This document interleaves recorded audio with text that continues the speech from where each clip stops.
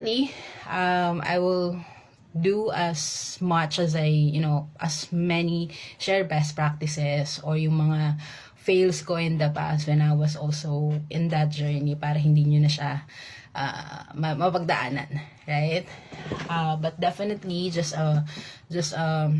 really quick reminder or at least disclaimer. I will share as many as I can, pero know that at the end of the day, ikaw pa rin yung kikilos dito, right? Ikaw pa rin yung mag-e-effort.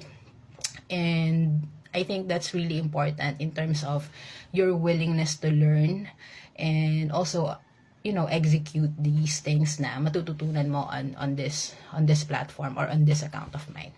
I hope if natapos niyo to or patapos niyo na itong pinapanood, I hope you can also follow me and also share the videos that I'm going to create para at least we can also create that community na, we're helping each other.